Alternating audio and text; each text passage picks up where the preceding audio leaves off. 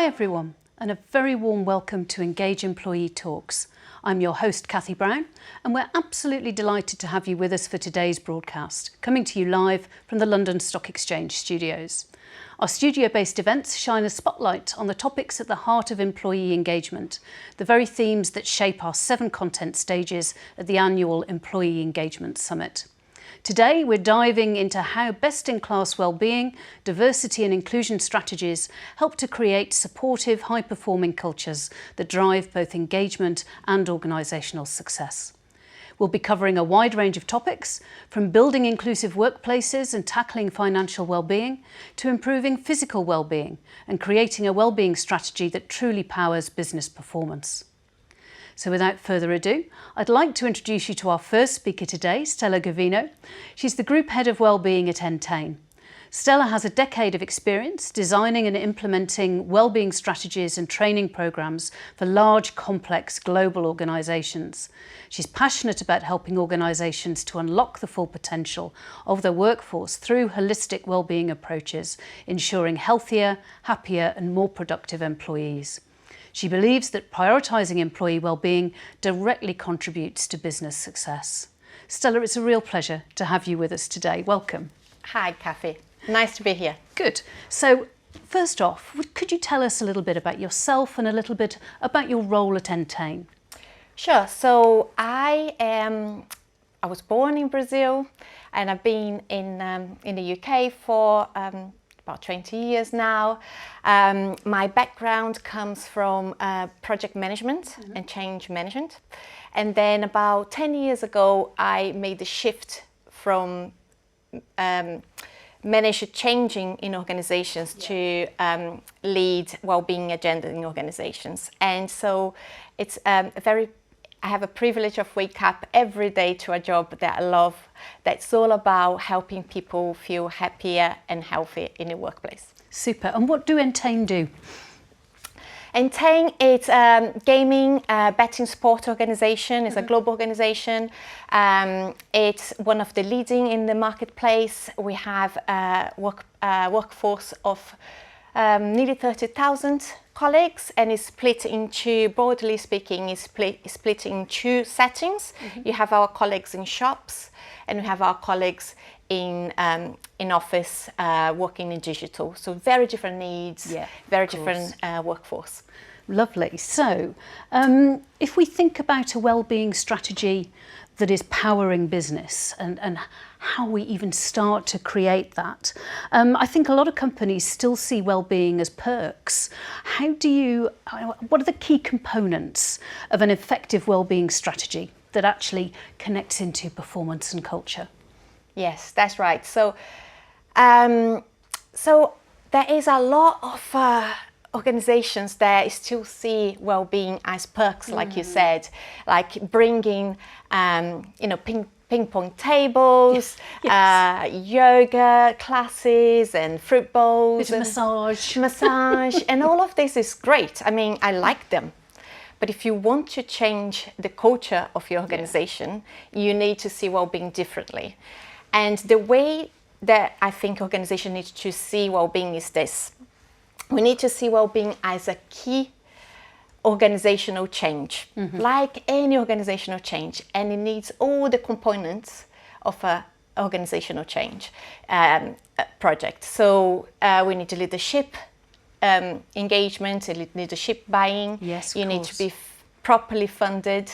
The amount of times I've seen organizations hiring one person, like the well-being manager or the head of well-being, and they don't have any resources, they don't have any budget to do their job well. So you need to kind of set well-being for success. Leadership, budget. You need to have a program that has a framework around it. So think about a name for your program, think about a strong brand. And in terms of the framework, what I see working really well is having visible pillars and cultural pillars. So the visible pillars, for example, you would be something for the body, something for the mind, something for life. So your, counseling service would be on on the mind, your smoke cessation programs would be in the physical, your psychological safety and your flexible working would be on the life. Your financial well-being would be in the life pillars. So have like a distinctive pillar that people know what to find their benefits and their offering, can easily associate what the need is or the goal is with the program. So those are some of the things that you really need. But I think the key point is, if you want your well-being program to not be fluffy, you need to set the program for success by giving a proper structure with all the components that you would give to a key organization program. Absolutely. And you mentioned cultural pillars as well there. So how do you, or how have you at Entain perhaps tied it into your culture? What has made it different to perhaps lifting this and putting it somewhere else where a different culture might be? Yeah, and culture is not something that you switch on and switch off. Yeah, it needs, you wish you could do that, but it needs education, it needs planning, it needs a proper strategic execution. And I think what I've seen working really well, not only in Entain but in other organizations as well, is to have a real focus on leadership, because leaders set the tone. Also, your line managers need to be trained and making sure they understand like their role is not only get the operations right, but it's also to manage and create an environment that teams can thrive. So really huge focus on leadership. Then I think what is really important as well is to have to embed well-being across the organization. So looking into the employee life cycle, for example, and make sure it's embedded in from induction to development to reward to, you know, all the way to the times that matters for you the most, like you know, maternity leave or paternity leave and so on. So it's really sprinkling everything that you do, but also beyond HR. You need to look into operational managed practice, like I said, so literally everywhere. So one of the words that we often associate with the wellbeing space is resilience. And well, it can be a tricky word. I mean, people sometimes hate it, people sometimes love it. It can really resonate for some people. So have you found that focusing on that concept really helps people to thrive and helps teams to thrive? Or are you finding it's just a trendy word that, you know, makes people feel that they've got to keep working? Yes, and I think it's such a good question, and I'm a big fan of resilience training because it has changed my life. In a time that I was feeling overwhelmed, I was feeling burned out, I went to a resilience training in my previous organization and I got the skills I needed to bounce back. So I'm a big fan. But I totally get what you're saying about that. You know, I've seen the room splitting. Some people love it, some people really get connected to it, some people really repel the idea. And I think there are two reasons for this. The first one is when organizations are trying to introduce resilience program, when the culture doesn't match. So basically the culture is toxic, or is a culture where the workload is extremely high, or the management practice are not great, leadership is not involved. So basically, if the environment is not in line with what you're saying, then the message for people can be perceived as, even though the conditions here are terrible, you're working really hard, you're working really long hours, workload is huge, you still need to be resilient. It's down to you to be able to cope with this. And so when that is the message, it's never going to land, right? So I think before you're thinking about rolling out any resilient program, you need to ask yourself, do we have a good working condition in here?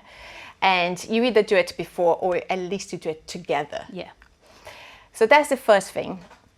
But the second thing is also on the definition, because a lot of people have different ideas of what resilient really means. So I think in order to learn resilient really well in your organization, you need to spend time explaining what you really mean about it.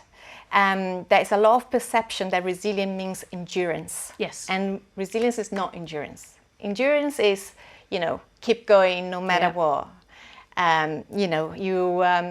don't feel negative emotions, you bounce back straight away, you keep going. And it's not what resilience is. Resilience is a lot more wise. Resilience is about giving people the tools and the technique to navigate through the trials and turbulences of life, the ups and downs of life, maybe learning along the way. Yeah. Yes, and there's a real element of flexibility and adaptability to it, isn't there? Absolutely. It's about, yes, it's about bouncing back, but with a growth mindset. Yeah. Learning lessons to maybe, modify afterwards. I think that touches on a point that would probably encompass most of a wellbeing programme anyway, around how important that communications are to it, and about how you're talking about this change for the organisation.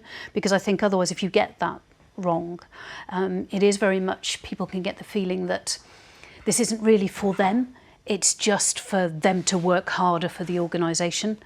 And so I would say the communication element is probably... Yeah. I think the language, the narrative, to get that right is a must, because when it's done well, it can really help with productivity, with helping people cope with change, because we always change. I don't know any organization right now, at least a large organization, that is not going for some sort of transformation. So we need to learn how to be able to cope with change a bit better. Of course we do. And I think when it's done well, it's a gift for the employees. Yes. Because no one teaches resilience in school. No. Our parents don't teach us that.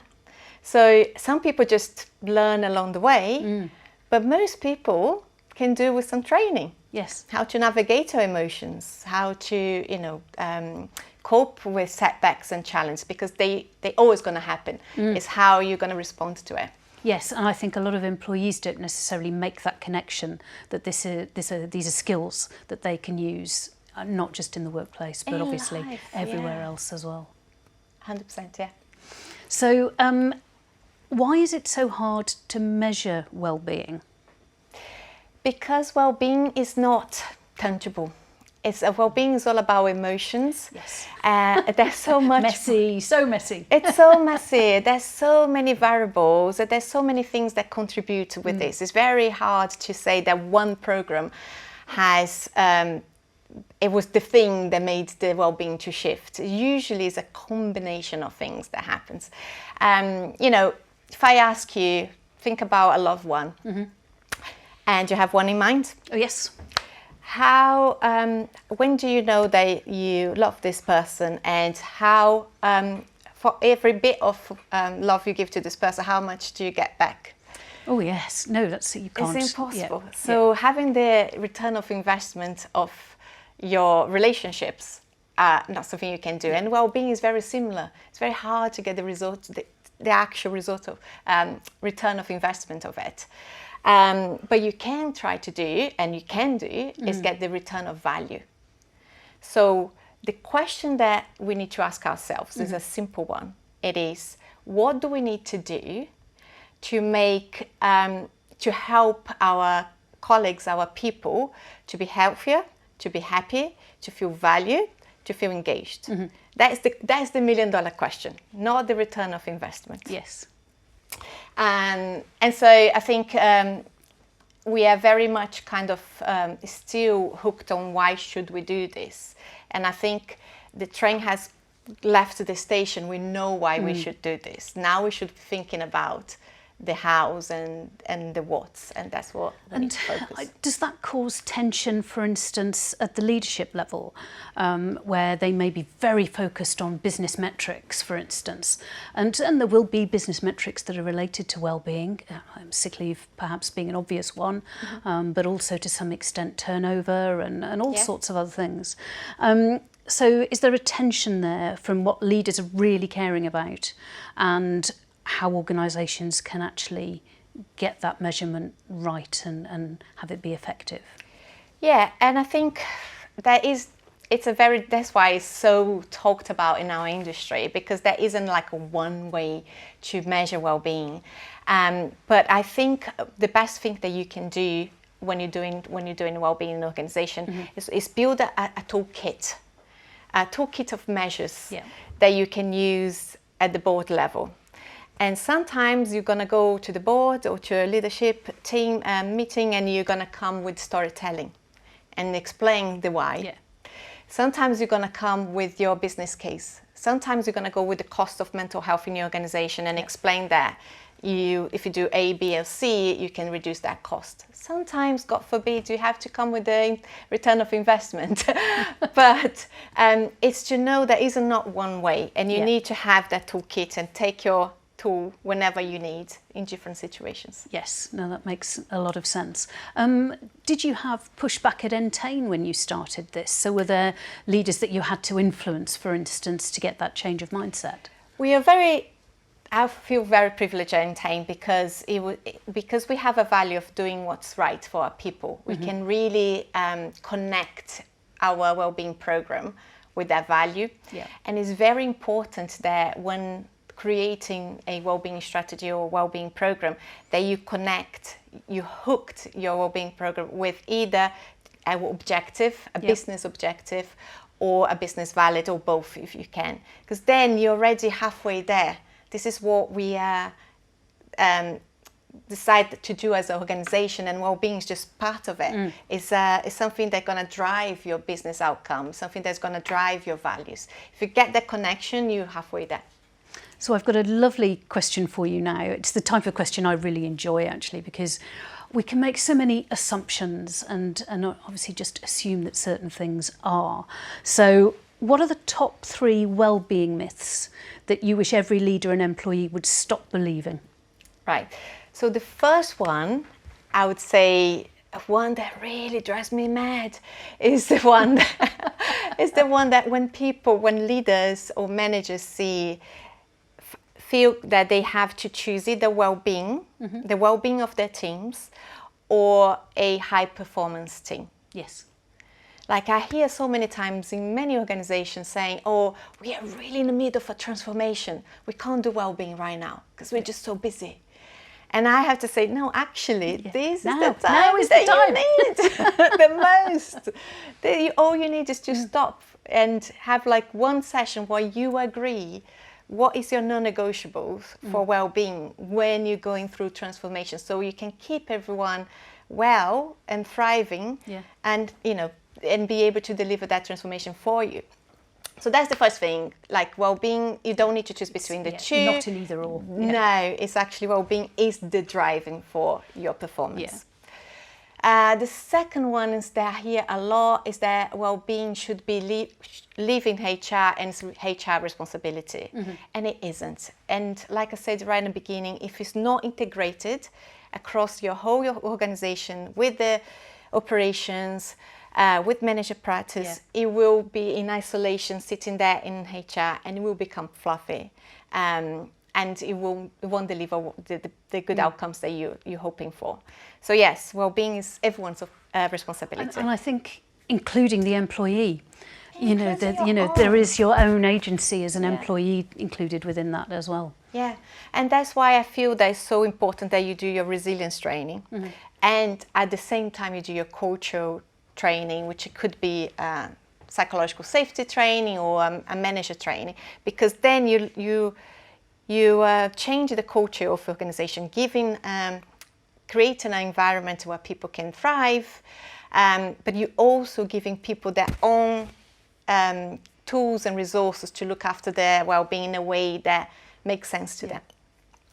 And what about the third myth? The third one, we talked a lot already, so I won't dwell much on that one, but the third one would be that you need to have a complete return of investment proposition to deliver well-being. You don't and you shouldn't, because normally you have one person or like a very small team, and to prove the return of investment of well-being is so hard, as I mentioned before, and you're just going to waste time. There are loads of organizations, consultancies, great research out there in this space. Use those. Deloitte does a really good job. WHO does a really good job. Gallup does a good job. Just take the research of what people did, apply it to organization, and focus on answer that one question. What can make our workforce happier, healthier, more included, feeling more included and engaged. So if there's anybody out there that's been inspired by this, Stella, and I'm sure that there is, and they've decided that, yep, we need to do this as a programme, it's not a set of perks and it's not a single campaign, what is the one thing that you think that they need to consider within that for that programme to be successful? Focus on what you've, to answer that one question that I mentioned, and looking into the data that you already have in your organisation. Look for your engagement data. Look for the utilisation of your benefits. Look for, interview people if you have to. Do you have a survey? Can you look into the answers of those surveys? Can you create a survey that is only well-being related? Basically, in a nutshell, look for data and insight instead of going to look at trends that are out there. Yes. Yep, so you're looking at what's individual and personal to your organisation. Yes, because well-being works, but you still need to understand what your people need and what people want. Yeah. And so get that insight first before you try to deliver anything. And I think actually that's a really important element of well-being for us as individuals anyway, is having our own agency and ability to input and influence. Yes, absolutely. It's been a real pleasure to talk to you, Stella. Thank you so much for joining us today. My pleasure, thank you.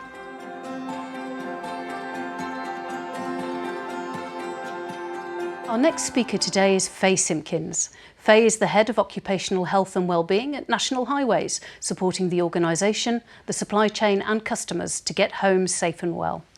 Faye has over 15 years' experience in occupational health and wellbeing, firstly in corporate clinical settings for several multinational companies before moving into strategic roles. In these roles, she's helped to successfully shape and progress the organisation's approach to health and wellbeing. Faye, it's a pleasure to have you with us today. Thank you. Thank you for inviting me. Lovely. Right, well, to start us off, can you tell us a little bit about you and your role? Yeah, thank you. So I am an NHS trained nurse by trade, and I went through A&E and other guises within the NHS doing my training, but I have a background in business and realised that occupational health would allow me to use both of those skills. And so off I went back out to university to train, and then I ended up leaving the NHS and coming into more corporate occupational health, and here I have been for quite some time now, it would appear. Yeah, it's a really interesting job. I've been at National Highways 3 years now, just over. Really great company, lots to do. There's always lots to do in this space, but I really enjoy helping people, and it's that thing where you just get one person who says thank you, that really made a difference. Yeah. And that's what really drives me in there and keeps me going every day. Lovely. So why over recent years has physical health become such a central part of the wellbeing conversation at work? I think it's always been sort of there, depending on the types of work, so the more manual handling type works, there's always been an aspect of that. And I think since we went through COVID and everyone went home to work, and we've become far more sedentary, and that is a word that's used so much more now. Yeah. And the sedentary lifestyle we lead has massive impacts on our physical capabilities as we get older. So now as an organisation, we've recognised that actually the physical aspects of health, they help mental health, but the physical aspects will keep us going longer and help us have a quality, longer life. So hopefully, and also take a little bit of burden off the NHS, hopefully, a bit further down the line. Yeah, I'm sure. Well, as somebody currently awaiting a knee replacement, I can only echo the fact that it is incredibly important. So from your experience, which I know is obviously incredibly wide-ranging, what kind of impact does physical health have on the things that we consider in a workplace, like performance, absenteeism, and an overall organisational resilience? I think there's so much more now that we discuss. So literally yesterday I was doing a webinar on PMDD and PMS for the women. We do a lot around menopause, but not so much about the younger age groups and life cycles, and the impact something like that as a chronic illness can have on people and in the workplace, and how we best support that. And I think it's that understanding that we have a duty of care to people to help them thrive in the workplace and make sure that however they feel or however, you know, people look when they come to work, we can accommodate that. Yeah. So my role is to ensure that people managers have really good quality conversations with people about their health and well-being, so we can support them more. And when they're supported more and they feel psychologically safe, we find they're more productive and people are more willing to be flexible because we're being flexible with them. So it's really, it cannot be done in silo. Mental health cannot be done in silo. No. They come hand in hand, and I think you have to take the whole person wherever they work and whatever they do and try and accommodate whatever they bring with them as best we can as an organisation. And I mean, we've known since Victorian times really that, you know, workplaces shouldn't make people's health worse, and we've got shining examples of a somewhat paternalistic model of well-being, you know, from way back then, really. But I do think it's really interesting that physical health is coming to the fore at the moment, perhaps in a way that it's not done for a while. So within National Highways itself, I mean, I'm quite sure that you will have done a lot of work around mental health, but how have you reached the point of raising physical health awareness in the same way, particularly since physical issues can actually have as much stigma surrounding them as mental health issues do, which I think people don't realise? Yeah, absolutely. We did a piece of work with an independent contractor probably nearly 18 months ago now, and we did a piece where we brought all of our data sources together because we had lots of data sources everywhere, which is really common, and our sickness absence data, and brought it all together. And we did some focus groups as well to look at what are the most common pieces around occupational health and well-being. And it became apparent that everyone felt that well-being was done quite well. We do score highly in our engagement with well-being, more focused on mental well-being, mental health first aiders. And actually people were more like, oh, do we do dentistry? Do we have anything we can help with to get me to see a GP? Do we have, you know, I've got X, Y and Z condition, but my manager doesn't understand it. So it became quite clear that there was more leverage to get some physical health in there. And people are working longer because they're having to, because things are getting more costly. Yeah, of course. They're developing chronic illnesses or they're living with chronic illness. And it is that piece about, well, actually, is there another way we can sort of plug that NHS gap, or is there another way we can work with people and make work fit the individual and not the other way around? Because that's what we used to do. That was the old model, you know, it was a bit square peg round hole and just keep hammering someone until they fit it. And it can't be like that anymore. No. And there's productivity doesn't necessarily mean a bum on a seat. It means allowing someone to thrive in that environment, to do their best work for you. And I think that's really important, to be able to accommodate people. Absolutely. And how do you approach supporting the physical health for members of the workforce who are actually desk and home based? Because I mean, that can be an interesting challenge. We have not quite a 50-50 split, I would say probably a 60-40 split. So we have our on-road teams and our 24/7 teams that, although are out and about, do sit in cars quite a lot and sit in our operational centres quite a lot. So where we look at our DSC, so sit, stand desks, good seating, but normally it boils down to encouraging people to manage their own time and take control back for themselves, looking at their diaries, booking out that time for a meeting at lunch and actually going, well, no, I'll either walk and I'll put some extra time in.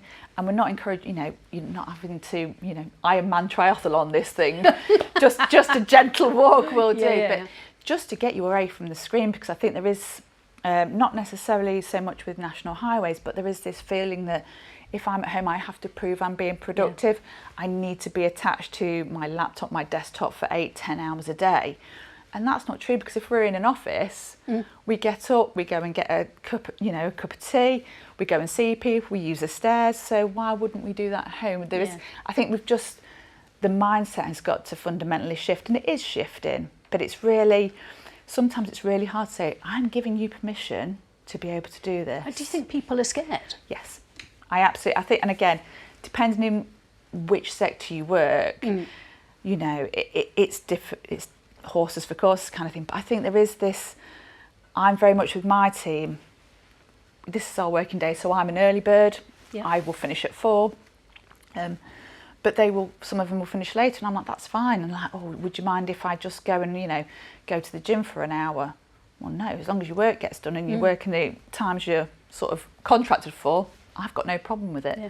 Because that makes them work better because they've managed to fit it all in. But that's just me, and that's how I've always done it. But Yeah. I think some managers will struggle because there's a control element of knowing, and if somebody's a micromanager, Yes. A, it's not very good for mental health anyway, but B, it will also hinder any type of flexibility that you want to give your staff. Absolutely. And I mean, I mentioned stigma a couple of questions ago, but I do think that has an impact because, particularly when employment can be turbulent and people are in precarious economic positions, you don't want to push a situation where admitting that you've got perhaps a chronic problem, knee arthritis being a classic example, Yes.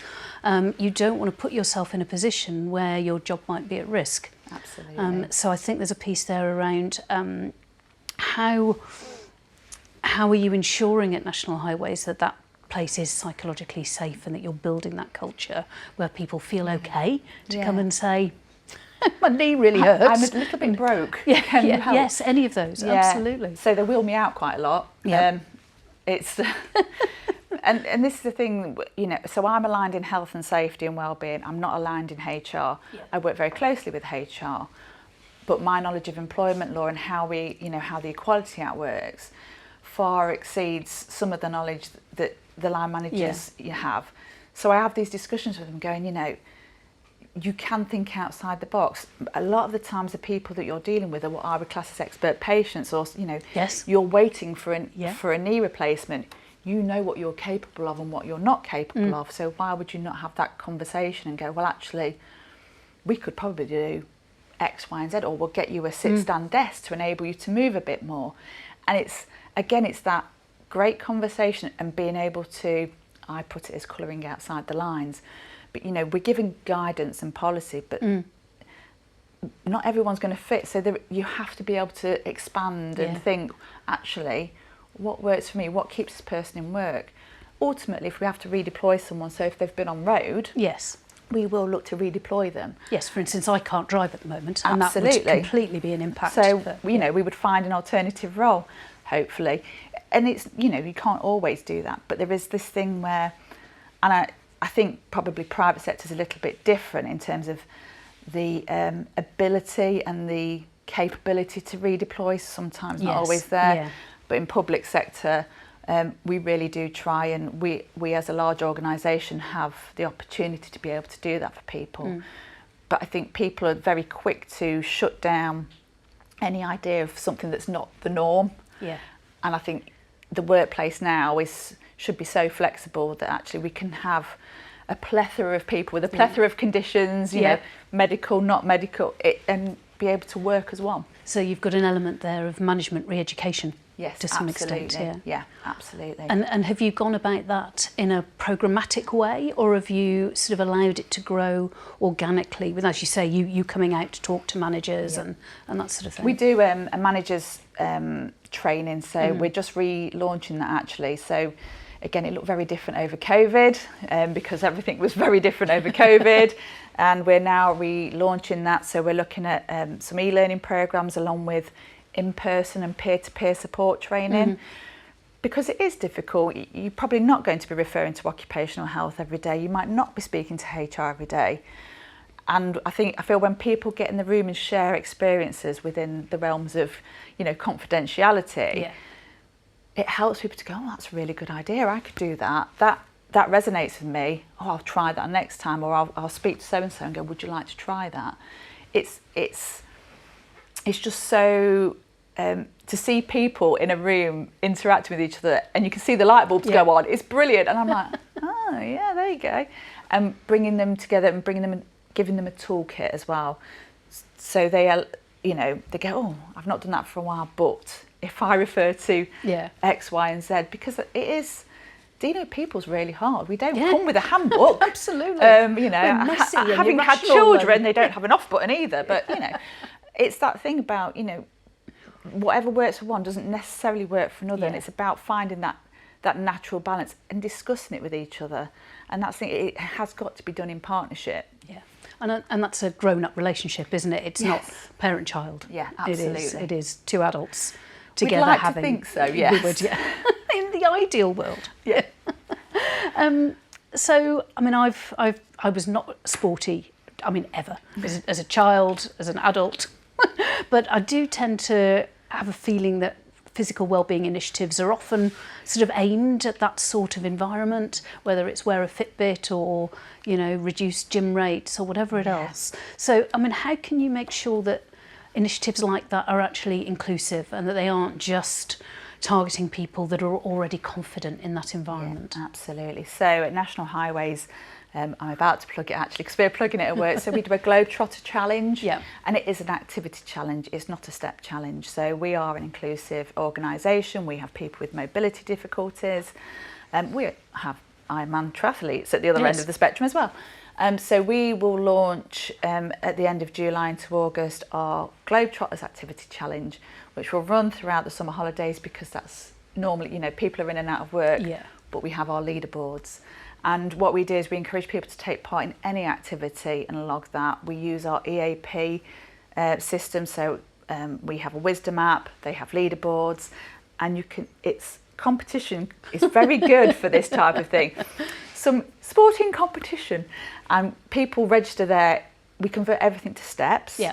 but all the activity counts. We convert it to steps, away they go, and we produce prizes throughout the month of August, including we have once a week, we have a different hashtag.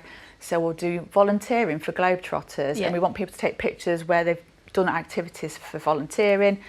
Last year we had a young lady, it was a different activity, and we've got a spectacular picture of her caving in the Derbyshire Dales, and it's a beautiful picture. And we had someone who went out to the Matterhorn. Yeah.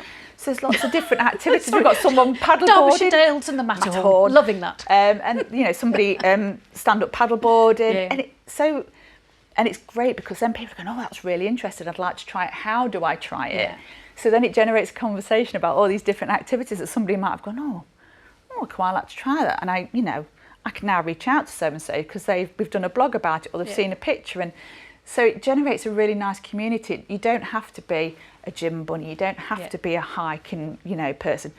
And the amount of dogs we get on pictures, it's I was like gonna say, pets dogs. always are. But the dogs are loving life when we get them out. So would it count for my Sunday music session at the pub where I'm playing my djembe for an hour and a half? Well, if you've walked to the pub, absolutely. The drumming's quite vigorous as well, Absolutely. really. It's all upper body strength. See, that makes me happy. Yeah, absolutely. And that's what we really try to be inclusive, because Yeah. we know it is difficult. We're not, even just going up and down one flight of stairs is quite nice. Yeah. Sometimes at work, you're like, where's she? I'm hiding in the stairwell. But it's just that thing that we are not saying you must walk, but anything else you can do would be amazing.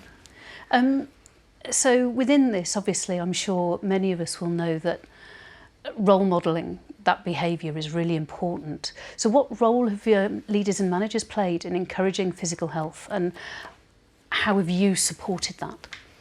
So I am really lucky. It's always a bit like pushing on an open door. Mm-hmm. So our CEO is a very keen mountain bikist. So he's always out and about doing that type of thing. But I'm lucky I get a good budget. We're introducing or trying to introduce this financial year health kiosks, so people can do their own. They can sit and they can do their own blood pressure. They'll do weight. They'll do body metrics on them, so body composition. And again, we know that those that want to will, and those that aren't so keen probably won't. But we're going to do a comms campaign around that. And the business understand that actually we need physically fit people to be able to do a lot of our job roles. And it's not a perfect thing, but it's something we can try and that we're willing to try. Yeah. And that way it's just helpful, because we're no longer able to send someone out because it's 24/7 working. And also, we can't necessarily give someone a 20-minute appointment outside of their working. And also we're not always in the office all the time either. But again, it's that push to, we would really like you to take a bit of responsibility for your own health and well-being. Yeah. We're going to give you tools. Should you choose to use them, that would be great. And again, it might, you know, even if we only maybe convert 1 or 2 people, or encourage people to, you know, have a look, oh, my blood pressure's a bit high, what can I do? Maybe, you know, my nutrition needs to be looked at. Well, maybe I do need to go to the doctor actually, because it's telling me it's quite high. And all those different things, just to give them a nudge. And it is about the nudge, I think, into the right direction. You can't drag them kicking and screaming. So it is about that nudging. And the execs and everyone are really keen that we do look after our people. They want to make health as important as safety, because they understand that, you know, people are our biggest asset, not just our motorways and our bridges, but we need to keep people fit and healthy so they can work well for us, but we can work well for them. Yeah. And while this is in no way an argument against doing it, do you find that potentially people then get frustrated because they may discover a potential health issue, but obviously our NHS being in the situation that it is currently, that it's hard for them to follow it up? So does that cause issues? We haven't experienced that yet, but I can imagine that it will. And again, depending on where you live, we're a national organisation. Some postcodes and some GPs get a fantastic service and there isn't a wait. Others you will struggle. And again, I refer back to that webinar we did yesterday about advocating for yourself with your GP, going prepared, having your list wrote down, because 10 minutes is not a long time to discuss these types of things with people. And making yourself as big as possible in this and not as small as possible. I think some people who have chronic illness or struggle make themselves quite small to go under the radar, but if you want to be treated and seen, then you have to advocate for yourself and be strong, and that can be really difficult. And again, that's something where people come phone me and go, what can I do? And I'm like, well, if you're not happy with your GP, you can go somewhere else. Really? Yeah, it's a service provision. You can, absolutely. So so there's skills and ways of being that you can help people with that will help them progress that for themselves. Absolutely. Because unfortunately we don't have private health insurance or anything like that in the public sector, so we are reliant on the NHS and navigating that path for people. So, and it is really tricky at the moment. We know that. We do some self-referral physio for some smaller items, and that's really useful if someone's had an injury. But yeah, that longer term stuff, you know, if we discover diabetes, we've got to get people into the right pathways for that. But it can be a treacherous journey sometimes, trying to get people to the right place. I'm sure. And that's what we have to support. We can't cure it, but we can help them by getting them to appointments and things like that, and allow them that flexibility to make sure they're looking after themselves. No, that's great. So finally, for organisations that are perhaps just starting down this road, what's the one piece of advice you'd give for building a workplace that genuinely supports physical well-being?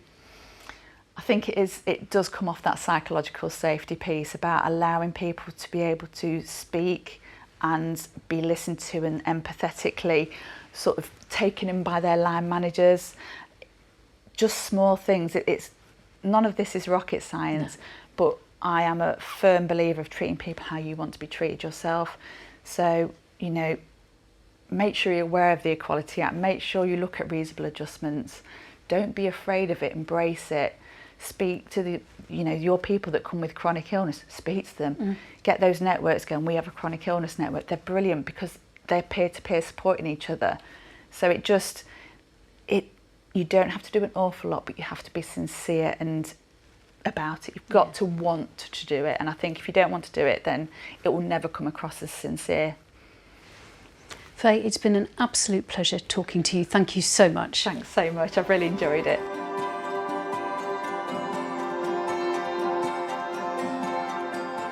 Well, what a great couple of conversations we've had so far. To hear more about any of these topics, you can register for the Employee Engagement Summit using the QR code on the screen. Our third session looks at the importance of financial well-being in the workplace. I'm delighted to introduce 3 panellists for this session. Welcome to Lifetime's Marketing Director, Kirsty Baker, Cliff Lee, who is the Director of Wellbeing Services at the Retail Trust, and Andy Welfel, who is the Lifetime's Chief Operating Officer. Hi all, how are you today? Really good, thanks. Kathy. Thank you. Lovely. So, Andy, I'm going to come to you first. What are you seeing at the moment in people's day-to-day financial behaviour, and what do you think that's telling us? I think it's telling us a heck of a lot. I mean, there's so many things happening. Ultimately, what you're starting to see is that people are, yes, having a day-to-day reaction. They're starting to think, can I kind of curb my spending a little bit? And I think laws are kind of quite short term. What we really are seeing more than anything else is actually people burying their heads in the sand, as though things are kind of not really happening. Yeah. And what I mean by this is we all know things have gone up, shopping's gone up, it's costing more money, the bills have gone up, so on and so forth. But when you take a look at what people are spending and what they're buying, it's not actually changed too much. And the negative impact from that is that we're seeing around about 11 million people now actually getting further into debt, taking on more debt than they've ever done before just to survive. It's quite frightening. I can imagine. And Curtie, a question for you. How does that financial pressure show up at work, which I'm sure it does? I mean, none of us compartmentalise particularly well. Yeah, absolutely. I mean, from what we are seeing, money worries don't actually clock in at 5 p.m. or when your shift ends. It stays with you and it travels with you to work and it stays there and it shows up in absenteeism, sick notes, stress, interpersonal relationships at work, and employers are starting to see the longer term effects of those worries in things like days lost to absenteeism, productivity figures, and it all adds to the bottom line. So it's not just the human being that's suffering, but it's actually businesses. And so, I mean, we're talking here about what we can see, and I think we probably all work with people that we know are under those levels of stress and are showing presenteeism, absenteeism, everything else. But are there figures that back this up? Do we know that absolutely. this is actually what is happening out there? Yeah. So looking at some of the latest figures, so burnout is rising and 60% of employers actually underestimate how much money stress contributes. Looking at some of the recent figures, the combined annual cost of absenteeism and presenteeism due to financial worries, have a guess how much it stands at? I have no idea. 10.3 billion. Gosh. 10.3 billion. And it's a 2/3 increase from 6.2 billion reported 2 years ago. And that is significant. It's worrying, actually, very, very worrying. But also, it leads to 4.2 million lost workdays annually in the UK. And that's a lot. To consider everything we're facing as an economy and everything businesses are pressured to deliver, it is a lot. And as you say, that the human cost behind that is immense as well. Because the truth is, behind every data point, and these are all valuable statistics, but behind every data point, there is a human being. There is a human being who is probably struggling with some decisions, probably struggling with the day-to-day, goes into work, doesn't know who to speak to, probably turns to HR, and HR is like, wow, okay, what do I do here? And I mean, I have to say, I think you'd have to have a really good relationship with an employer to go to them about money worries at all. I mean, it's not something that you naturally think about taking to work in that way, is it? No, it's a very taboo subject. Yeah. People don't talk about money. They often feel very embarrassed, they feel reluctant, they feel ashamed sometimes.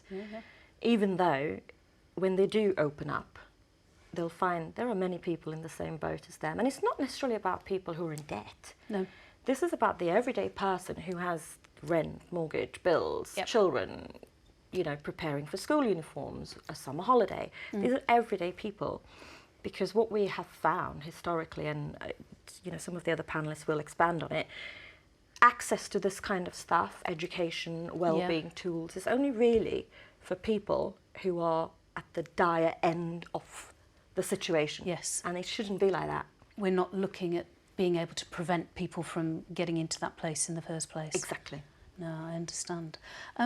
Cliff, what are the pressures that you're seeing specifically with retail workers around financial well-being? I mean, it's quite a distinct segment of the working population. It is, and let's not forget that retail is the largest employer outside the public sector. and we are a nation of shopkeepers. Yep. So yes, it has a huge impact across many businesses. I think some of the factors that come to play in retail are more unique to the sector. We have a lot of colleagues on kind of lower pay. Minimum wage, national minimum wage. We also have to think about as well that for these colleagues as well, historically they've not had access to financial education. No. So, unfortunately, there is a bit of a perfect storm. And of course, recent changes in the economy have really impacted on retail businesses. So increases in NI have meant that hours for some colleagues are being cut as well. Most colleagues on on shop floor are on variable income, so that they don't have a fixed income month to month. So that can make budgeting, quite challenging. So yes, it is a really difficult picture out there. And of course, the other thing to think about is for lots of retail colleagues, they are surrounded by lovely products, aspirational products that other people come into the store and seemingly buy with ease. And of course that can put a huge burden on individuals and actually impact on their self-esteem around their own personal situation. So those kind of external challenges as well can be really telling. I've actually experienced that personally. I worked in a warehouse picking and packing during COVID after I'd lost my job, full of beautiful, expensive Japanese makeup and all sorts of stuff, and it is absolutely horrible. That feeling, and you actually feel bad at yourself for feeling bad because you're envious of people perhaps who can afford a nice lipstick, and you just think, well, that's going out to somebody who's just going to enjoy it and it's going to make them feel good, and I feel horrible about it, and you just get this horrible circular feeling of it's not good, is it? No, and that constant rumination about your own situation can be really damaging for people. So, helping to break that cycle is really important. So that's when we're thinking then about how we use the workplace as a vehicle for financial wellbeing education, essentially. And Andy, I'm going to come to you with this one. So who's responsible for it, financial wellbeing at work, and why is this something that we should all take seriously? I've worked in different sectors of all industries, whether that be retail or whether that be kind of in financial services that I'm working now. And one thing that's consistent is that it's the employers are always wanting to do good things for their employees. Yep. You see it all the time. So I would absolutely say it is the employer's responsibility, and you kind of sit there and think, well, okay, so another thing that the employer is responsible for, we've got to give pay rises to keep up, we've got to do this and that and the other. But there is huge impact, as Kirsty mentioned earlier, there's no question about that. By doing the right thing, you will certainly have a massive impact on your business, massive impact on your bottom line. There's the societal piece, that absolutely, I think we're all have a responsibility. But it's not a responsibility that I think employers shirk. In fact, they will embrace it. The problem with this specific kind of area of financial well-being is most employers don't know how to actually fix it, to embrace it, to do anything about it. So employers definitely responsible, because I know they want to look after their employees, and without question it will have a huge impact on their performance of the business and the profitability of the business. And in the longer term, should we be looking, for instance, at financial education in schools? Because I think that, if it happens, it's quite patchy. I absolutely do think we need to have financial education in school. I've got a 13-year-old boy myself, and it's really interesting, his kind of concept of money. And very recently, actually, we did some interviews with some kids of all ages, and you can ask them questions around, so is your mummy and daddy good with money? And this was the kind of what we finished off with all the kids. Is your mummy and daddy good with money? And the majority actually struggled to find an answer. Now, one or two did say yes, they're very good, and one or two said no, they spent far too much money on wine and beer, which was quite amusing, to be fair. But the reality of it is that when we asked all those kids, what's a mortgage? I have no idea. We even asked, is debt a good thing or a bad thing? Is it a good thing? We really have no concept. So without question, we need to be addressing that. We need to be addressing what happens in schools as early as we possibly can in kind of the lives of the next generation. As we've kind of been talking about today, but the problem's here and now. Yes, absolutely. I really wish somebody had explained income tax to me at some point, I have to say. Cliff, I'm going to come back to you. So we know that those financial stresses are there. We know we take them into work. How do those stresses roll onto the shop floor, and what's the best way that managers can provide really tangible financial wellbeing support that people will be able to take up and use? Yeah, I think the reality is that, you know, life gets in the way of life, doesn't it? And it gets in the way of us enjoying life. And I think ultimately anything that people are thinking about that becomes kind of the sole focus can be hugely damaging. And I think for lots of people, they carry financial worries around with them. So going into work, you know, they cannot separate their work life from their home life. And that distraction can have huge impacts on productivity, on presenteeism, and ultimately people's enjoyment of the workplace. I think employers, as Andy said, play a huge part in being able to make services available for colleagues. But I think the importance is how we position that relationship with money, and how we start to put an importance on people having that relationship with money and improving that relationship so that actually they are able to take positive steps to improve their financial situation, to give themselves that stability that takes those worries away, because otherwise actually it can lead to lots of other damaging impacts. It can really have a negative impact on people's mental health. It can have huge impacts on relationships. And as I say, you know, ultimately we have to improve that situation and really get people to think about, you know, how they address their money worries, how they build that relationship with money, but also how we break the stigma around not talking about money and take the embarrassment away. I think, you know, one thing the last few years has taught us through the cost of living crisis is that it is a perma crisis. It's here to stay. Yes. And so actually, you know, everybody needs to get a little bit kind of better educated on how to manage money. And that's really why we as an organisation have been working with Lifetime to give people those skills, to actually give them something tangible that they can access easily, simply, that's written in, you know, plain English, to help them to take that first step. For lots of people, it is a first step into really understanding their finances. I think that's a really interesting point about having a relationship with money. I think very often people see it, particularly when they've reached that point of it all being stuff that is done to them and that they don't have agency, and that being then able to take some elements of control of it, I would imagine, can make quite a difference for people. Yeah, control is hugely important. You know, as human beings, we like structure, we like control, and actually if we're not in control of things, that's where our stress levels can start to rise, that's where our levels of anxiety start to increase. So ultimately, yes, giving that control back to the individual is really, really important. And, you know, making tools available for people is just, you know, key to that, basically. So this one is going to go to both Andy and Kirsty. I think you can both very much contribute to this one. So if we're looking at constructing a true, useful financial wellbeing benefit, what would it look like? I think the key thing for me is inclusivity.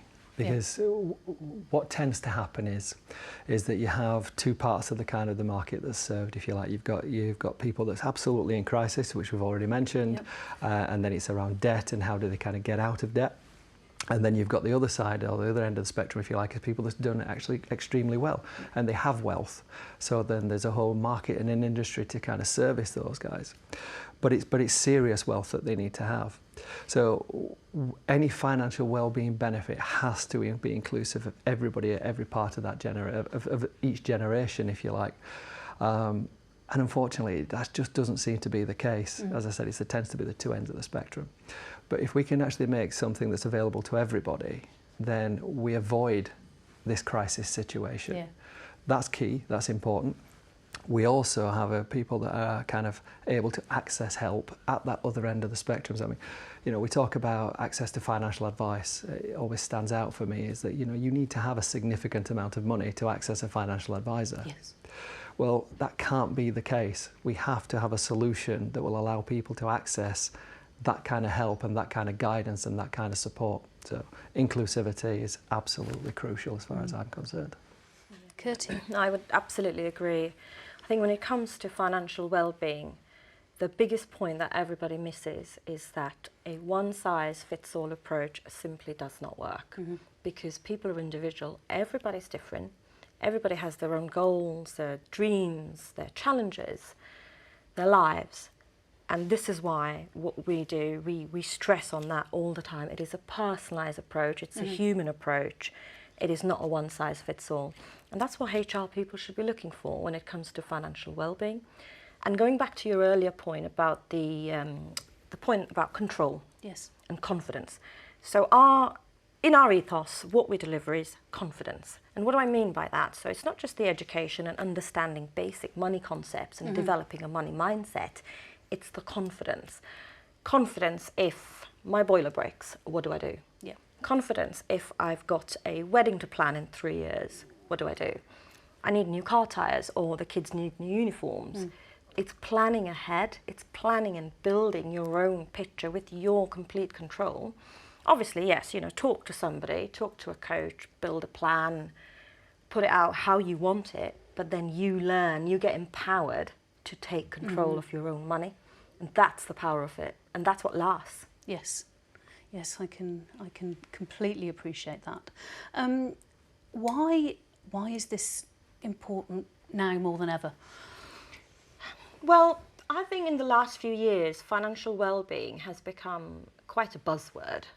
Having attended lots of different conferences and events, it is quite a buzzword. But there's two things here. One from a HR point of view and from an employer point of view.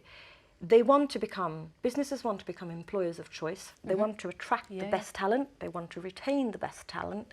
They want to look after their people, as Andy mentioned earlier.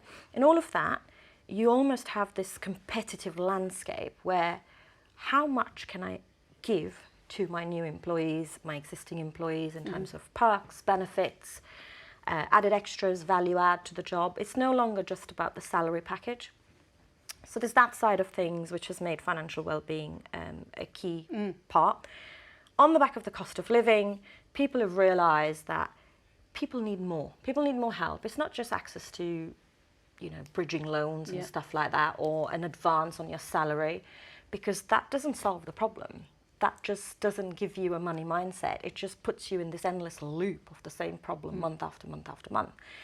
So that's one of the reasons why it is more and more important over the, life has changed. Life has really, really changed.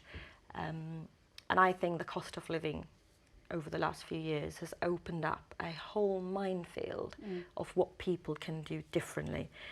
But also, with the rise of things like social media and, you have all these influencers out there talking about stuff, people have understood that actually I can go and access stuff quite easily. I can go and access stuff very, very easily. But my challenge is, are you accessing the right amount of information and from the right source? Yeah. Because if you listen to some of the stuff that isn't quite given from a qualified business or a qualified person, you could be accessing that education in a very roundabout way that's probably not good. So it is important. It is important because of everything that's happened over the last few years. And Cliff, I think your permacrisis point plays in very firmly to this. Yeah, definitely. And I think, when we think back to, what employers have been doing to support colleagues over, the last sort of 4 or 5 years especially, there's been such a focus on kind of well-being across the piece. I think financial well-being now is the area of focus. I think there are lots of things to consider. Yes, we've got the perma crisis, but we've also got an ageing work population. So people really do need to start thinking about planning for later life. We've also got in retail, for example, up to 4 generations working in the sector with really varied and complex needs really when it comes to their financial needs, and of course the younger generation that may not think about buying a property are more interested in experiencing life. So it's about how can they have the money to do the things that they want to do and have those positive experiences. So it is, financial wellness really is very now. And I think it's not going to go away. And I think we owe it really to employees to make sure that they have access to validated, reliable information, advice and guidance that's going to put them in good stead to manage their finances moving forward. And I think that point around young and old, if you like, is really key as well, because that just highlights how flexible this has to be, because obviously differences across age groups are going to be huge, and so if an employer is making an offering, it needs to be able to cope with all of these different elements, presumably. Yeah, very much so. One size fits all doesn't work. Yeah. So we've talked a little bit about confidence specifically, and I think that's a really interesting point. But what are we seeing in retail around this? Andy, I'm going to come to you. From a confidence perspective, it's the hardest thing ever, isn't it? I mean, we are, as human beings, we were born with a fight or flight. We're scared, okay? And nobody ever wants to look foolish. That's the key thing for me. I'll go back to my retail days, and we'd see people come in to buy foreign exchange in travel. And they all come to the counter and they'd ask the same question. Can you tell me what the exchange rate is on the Malaysian ringgit, as an example? You could have said anything. And the response would have always been the same. Can I have £200, please? Now, the only reason they asked that question was they didn't want to look foolish. So I know we've talked about confidence and the important part that it plays, but it is about empowering people to be confident in that safe environment. I saw a really interesting statistic the other day, and I'll not give you the numbers, but the headline is this, that people are more willing to talk about sex than they are their own financial well-being or their own financial position. Yeah. That's just unbelievable that we're actually in that space at this moment in time. So providing individuals with confidence to talk about things, to open up a safe space, a safe environment. If we can give people confidence to just ask the first question or open the door, the rest actually becomes significantly easier. Yeah, we need to normalise those conversations, I think. To wrap us up then, Kirsty, I'm going to come to you if I may. If you could give HR professionals one message around this topic, what would it be? Okay, that's a good one. I would ask the question for the HR profession to put themselves in the shoes of employees as people and ask the question, who are we all loyal to? As people, we're always loyal to somebody who has our back. That's human nature. And by providing something that is a tangible workplace benefit to your teams and your employees as leaders, you suddenly become that person who's done more. With the crisis that we're facing in terms of financial well-being, employers can either be part of the problem or part of the solution. Perfect, thank you. Thank you all three of you for joining us, Kirsty, Cliff, Andy. It's been a real pleasure to talk to you.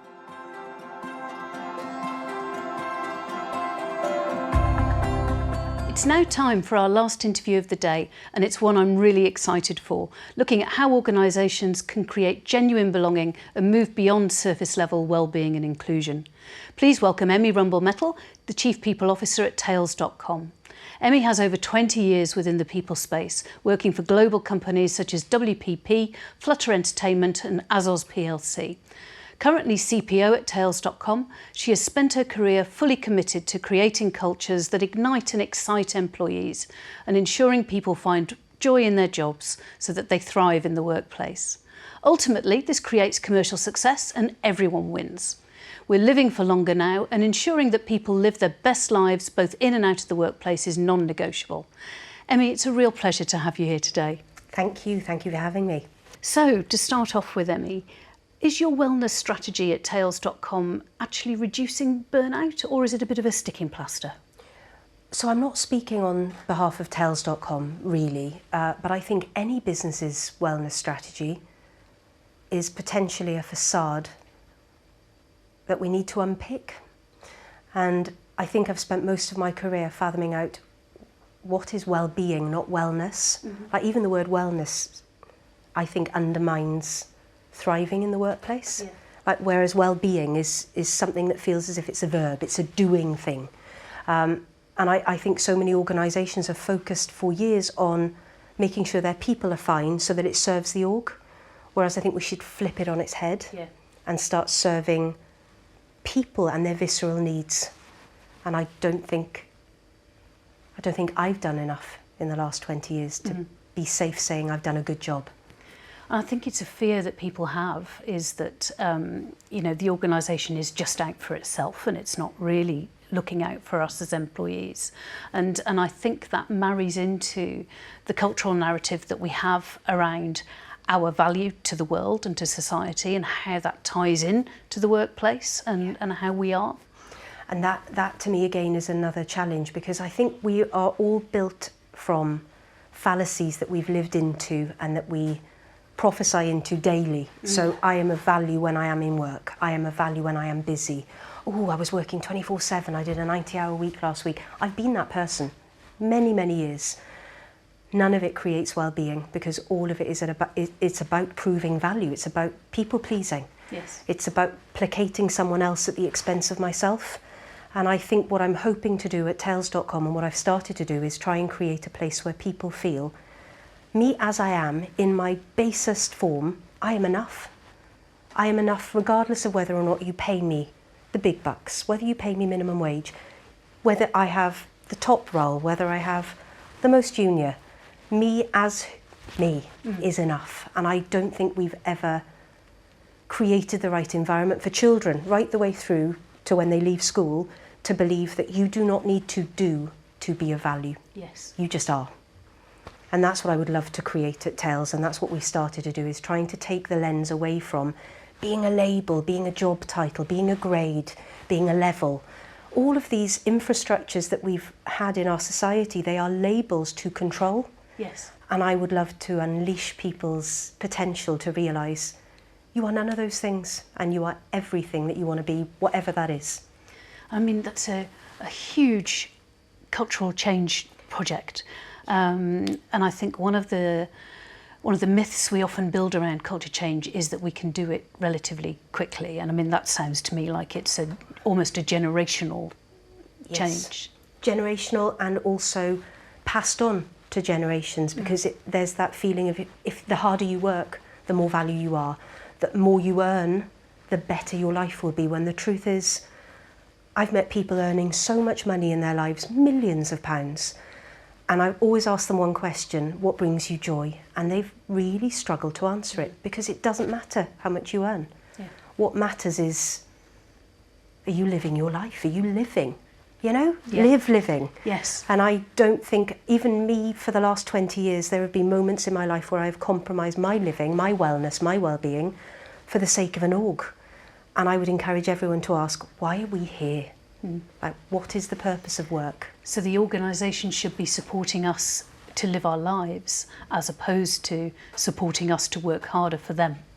Yes, and I think it's weird, isn't it? You've got this dichotomy, a friction, I suppose, where I want to do the best work of my life in the organisations I work for. I thrive on knowing that I'm delivering great work for a business. However, not at the price or the expense of my well-being or of anyone who I work with. I want them to thrive in work. And I think because we've seen 20 years really of ups and downs in the economy, and the last 5 years have been dire, that we end up shrinking or diminishing our own needs for the expense of safety and security in work. Staying in a job. And I would encourage everyone to have that fearlessness that says, if not here, where? Yeah. This is a hotel, not a prison. You know, I can clock in and clock out, but I don't have to stay here, because wherever I work, I am intrinsically wonderful as a human and will be able to do what I need to do anywhere. So the culture at Tails.com must be really interesting. I'm fascinated. But who doesn't your culture work for? And are you looking to move that? Oh, I think culture is such a lovely, sticky, messy piece of work. It's a very human thing. It is, and it's ironic that culture is normally done to organisations. You know, you do culture work to a business. And I think the last 10 years I've spent most of my time unpicking that and doing culture work with organisations, and not top down. You know, so often the business leaders want to define what they want the culture to be based on what looks good, what looks glossy, what is attractive. I want it to be real, because the truth is people feel culture. It is in the walls. You smell, you hear, you see it, you feel it. It isn't an image or a tome or a word up on the wall. And it's been really interesting to get our leaders to appreciate that every time you build culture for people rather than with them, what you end up with is this disconnect. Yeah. And so we've been working very heavily with our people at Tails, we call them the pack, to make sure that everyone everywhere is in that pack. Like, your voice is here. Yeah. You know, your blood, sweat, tears, vibe, feelings, wants, they're all ingrained in who we are trying to become, not just what we are, because I think what we are is never enough. And I think that is the other challenge with culture. It's never enough. I'm never going to be happy with it. But then I think if culture stopped evolving, it would be dead. I mean, you know, so it's one of our understandings of culture, I think, has to be that it's a dynamic, growing and evolving thing, and it's always going to change. And again, I think that is a challenge that many business leaders have. When you do culture work or values work or behaviours work, it's not a one and done. Yeah. And it's not a launch either. And that's the other thing. I think people love to launch something. It's a programme. Woo, culture's arrived. Woohoo. It was always there, but maybe what you've got is not what you want. And so trying to get people to realise that marketing your culture when your culture is not worth marketing really needs to, you need to sit in the fire a bit. Yeah. And to hear what people are saying. And that is the work that I've loved at Tails, because I would have loved to have dressed it up as we were going and then neutered it a little bit and muted it and made it average. And one of our strap lines at Tails is never average. Like, we make dog food for people who want never average for their dog. So if you're doing a culture and all of a sudden you're trying to neuter it, mute it, average it, it becomes so achievable, so unaspirational. Yes. And it doesn't change the game. No, and that's not motivational. So it was that greed, and I kept on thinking of the dog. Like with Tails.com, I always think dogs are never happy. They are always happy, but they're always hungry. Yes. And I wanted to try and fathom out, can we keep that friction of wagging tail, but sniff a dog nose, you know, always searching out for more, which is what we've got at Tails, is that pack mentality of enough is never enough, greed is not wanted, but curiosity is embraced. Yes. And it was that piece that has made a difference. And also saying what you mean and doing it. And I just think culture has so often become this vision without action. So trying to connect those two, you know, the words and the doing have to be hand in glove. I mean, I think that's one of the key elements that gives people a sense of safety at work, which is something that's come up a number of times over the talks that we've done today. And I know that's something at Tails.com that you take very seriously. When was the last time that somebody said, I don't feel safe here? And what happened? I think throughout my career we've had lots of people who've said that, and it's trying to unpick what created that feeling or experience for that individual. And I believe social media has a lot to answer for that is joyful, that is a lot to answer for that is actually damning. Yeah. Because when people don't feel safe, there's this need to either hype it up or neuter it and gloss it so that you can work with it to make a brand feel safe. I honestly believe you've got to deal with the problem. I do not believe in polishing a poop. And so listening to when someone says, I don't feel safe here, is really important to fathom out why, what happened, how did that make you feel, think, do, and what could we have done differently?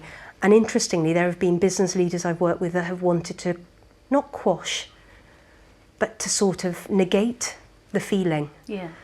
And I believe as business leaders, we owe it to everyone in a business to be able to state, I do not feel safe, or I am not happy here, there is something wrong here, and for us to unpick it. And I think it goes against the grain of the hierarchies, Yes. another fallacy we've created in the workspace. So I love it when people say, I don't feel safe here, because I'm thinking, the fact that you've even said that means we've created the right space for you to say it. Yeah. Yes, that's really interesting, actually. But it doesn't deny the truth that I think this infrastructure that every org struggles with is this parent-adult-child model. This, as a business leader, I am in charge, and as an employee, you are under the service of. Yes. And that to me is another myth. Yes. It's not true. No, absolutely. I am worth just as much in the sense of me being a person as any chief executive, as any head of public service, whatever it is. And I have the confidence to say that, but a lot of people don't. I want more. I'm so hoping that more people start realising that. And I've said this so many times to other leaders that we own nothing. When you're in a position of power, the truth is you own nothing other than the trust, the goodwill and the faith of the people that you work with, nothing else. And I think for years the systems have been set up for people and organisations to think they own people. They're in your employee group. Yes. That is where it starts and stops. Yes. Nothing else. We own nothing other than the fact that they turn up and they can leave like that. And that to me is quite powerful. And I would love everyone in every workforce to know you turning up and you leaving is a choice every single day. Yes. I think that's a really interesting subversion of the narrative that we have allowed ourselves to be told. Yeah, and I don't know if we'll ever unpick it, because as the economy dwindles and as fear for employment it's so much more ever pressing now than it's been in a long while, you end up falling into the trap of being grateful. Yes. And it's that, I talk about the greedy dog again, but it's that, not greed in a negative way, but it's that greed for your human rights. You deserve to thrive in the workplace. You deserve a great culture. You deserve to have good money for doing good work. That is yours. Yes. That is not a gift. Yeah, that's the gratitude you get for the fact that you were awesome. You know? Yes, and I absolutely. don't think I've ever worked with as many people in the last 10 years who I don't think I've met many people who are unsavoury, who I wouldn't want to be stuck in a lift with. And so you know that every person on the whole is just divine. People don't come to work determined to do a bad job. No. Yeah, we really don't do that. No, but I think we believe when things go wrong that blame, shame and guilt then need to sit with people, and that's Yeah. what's eating the culture Yeah. in the wrong way. Yes. And it becomes blame, shame and guilt rather than faith, hope And let's unconditional. learn. Yes. Look, we're all, gosh, every day is a school day still. Always. So what would you, if you could burn it all down tomorrow, which is an approach I'm quite fond of, what would you burn down tomorrow if you were optimising for people actually and genuinely feeling like they belong rather than just what it looks like from the outside? It's that hunger again, that knowledge that me as I am, that self-worth, me as I am, and I'm not talking about me, but whoever you are, as you are is enough. And you came to this world imperfectly perfect, you will leave it imperfectly perfect. None of us are ever going to nail it. Like, good God, I wish I could. But every day we get the opportunity to rewrite the page. And I just want people to realise that you are going to get it wrong quite a lot, but my God, when you get it right, the impact you have on others can ricochet. And that's what I believe me and my teams do. We allow people to live their best life, knowing that whether you win, you lose, you fail, whatever it is, it's one day, it's one moment in time, and the next day comes and you get another opportunity. Like, we are more than the sum of one day, one launch, one programme. There's so much, and if you can impact, I always think with my teams, if we can impact 5 people personally every day, so there's, let's say however many people you've got on your team, and some teams have had, there's been hundreds, some there's been 5. Yeah. 25 people a day feeling a difference, feeling when they leave that place, God, I'm a value. That's enough. That is the very heart of well-being, isn't it? It is. It's that I am a value as I am, and I bring this here through choice, and I take it should I wish to when it doesn't serve me well. Yeah. And I believe everyone the world over, when there is unemployment, and there are so many people right now in the talent space, in the HR space, who are struggling, just centre yourself on the fact that you were always great. It is now trying to navigate where that greatness now belongs. Yeah. And if people don't see that, that's fine, they're not for you. And that's hard to hold on to when you've got economic challenges and you've got a bank balance. Absolutely. Very, very difficult. So we've touched a little bit on the culture at Tails.com. Yes. How do you know that your leaders are with you on this, that they are doing what they say that they're going to do? I love friction. I wish I could say I love it when everything's plain sailing. If it's all plain sailing, It's a bit dull, isn't it? it's a bit dull. And I always think I'd rather have extremes. I either want people to feel repelled or compelled, not that ambivalence in the middle. Let's just go along. And I'm lucky that I've always picked organisations to work in where they've wanted that. Now, some have said they've wanted that and I've turned up and I most probably have been the worst thing in the world for them because I challenge all the time. But the people I work with ordinarily are embracing change and that mindset that says, I know I'm not enough, but I need to work on that. And I think that has to come from leadership. And I know we're all enough, but I think as leaders, if we're always going, yeah, but that's fine, that's not going to be enough to set the world on fire for the future generations. Yeah. So it's knowing that they want more for their people and that they don't use terms like, oh, well, I care because I've got children. You know, Oh, I know. and I'm like, okay, borderline sociopath. No one cares about whether or not you've got children, whether or not you've got children who are biracial or black or gay or straight. It's the fact that anyone, anywhere, is divinely unique and deserves to showcase their skill in the workforce. And I think I've spent my career listening to leaders, normally white men of a certain age, talk about the fact that they have 2 girls and therefore they see the value of equality, or that their child has married someone of colour and they see the value of someone of colour. I'm like, did it take that? Yes, exactly. It shouldn't take that for people to have empathy and understanding for other people. It shouldn't, and I would love to see in my lifetime a lack of centering on the white narrative, and I join in with that myself. You know, this infrastructure has been built for people like me, and people like me aren't enough to take this world forward. It needs to be people like my children or their children, or people who are just frictional joy bringers, you know, who are going to go ping to people's neuroreceptors and go, I'm going to shake this up here. I find this, I mean, I was diagnosed with ADHD about 4 years ago, and it was came out of the blue to me. Wow. But it made me realise that the world I was living in was not one that was geared up for me at all, which gave me a huge understanding then into other places where I'd always felt, I think, probably sympathy, thinking it was empathy.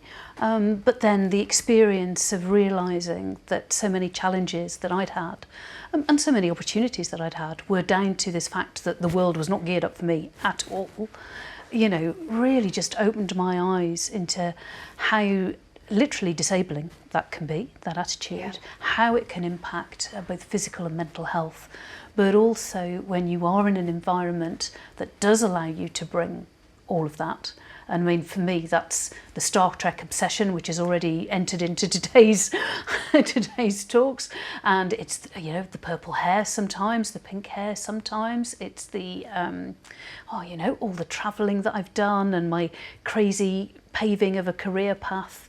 All of that is me. And if I can't bring all of that, then I'm not the person that you need in your organisation, because I need to bring all of me in order for me to be well and for me to be effective. And I think that nails the real nub of the problem. We all talk about wanting a more diverse workforce, and we hire people who are more diverse in, but the infrastructure and the decision making that happens when people are in exiles those people back out quite quickly. Yes. And it's all performative narrative again. And so if what I stand for is true, then I should be able to look around the organisation and see people who are neurodiverse, who are from other areas of the UK where maybe a private education is not the norm, who are different cultures, different backgrounds, different dialogues. Like my children speak in slang, and I don't know if that's the future of the workforce, but it frightens the bejesus out of me. But the fact is everything is evolving, and I don't believe organisations have evolved as quickly as they need to in order to be fit for future. Yeah. And so the culture, I think, in many orgs is still anchored on white normative power, and I would love to zhuzh that up, because I think that untaps a whole new world. Yeah, absolutely. So, one last question. I would imagine that you and I feel the same about this. You know, creating an environment in which belonging is possible and everybody feels welcome is everybody's job. It's not one person's job. Do you find that, as we often find with engagement roles, with any sort of wellbeing role, that it gets lumped into a people function, for instance? Always, always. But I defy anyone to tell me if everyone deserves to belong. And therefore, if that is everyone's place, then it is everyone's place to make that happen. And that's where I think the behaviours, the culture, the values work needs to be resonant in every single angle of your people experience, on how you speak to people before they even join, when they come in, how they can challenge you kindly, greatly, aggressively sometimes if needs be, how people genuinely can challenge status quo. And I don't believe we're there yet because of those power plays that are still in the infrastructure. But in my team, I've got people who are, you know, you would call them junior. They're entry-level talent. They know more about the future of the workplace than I do, because their future is demographic driven and I'm not that demographic. So even knowing that their idea of belonging challenges mine is where I think we need to keep that friction going, so that people don't conform. Yes. I just would encourage everyone, do not conform. Workplace is full of non-conformists. Love it. And it's challenging from leaders' Of course it perspective. is. But if you can't manage that, then welcome to the melting pot that is life. This is only going one way. And I just wish we could jump on board. My dad's 86 and I bought him a book last week, which is all about the art of listening. And the week before I bought him a book by a human rights activist called Mercy, a black guy in America who has written so much about how his experiences the world over has seen injustice riven into process, system, justice. And I bought it for my dad because, if I'm honest, we are a multicultural family. We have many generations in my house. Right now I've got my dad who's 86 and I have a 2-year-old child, a 22-year-old, a 17-year-old and my husband. My husband's Ghanaian, and I look at the world through their eyes when I get a chance. And I realise I can try and fathom out what belonging looks like for them, but I'm never going to know. No. Because I am not them. I don't get followed around shops for shoplifting, even though they're doing nothing. I don't get ostracised in an interview because they have beautifully mad hair.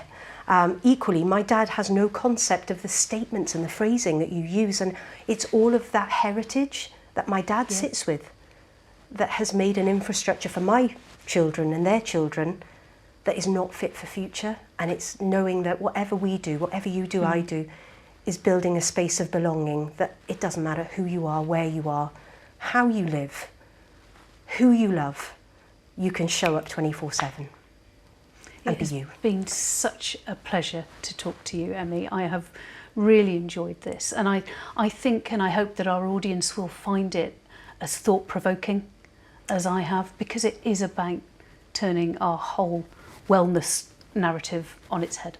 Thank you so much. What a fantastic set of conversations we've had today. We've covered so many topics, each of which are crucial in creating a wellbeing, diversity and inclusion programme with a difference.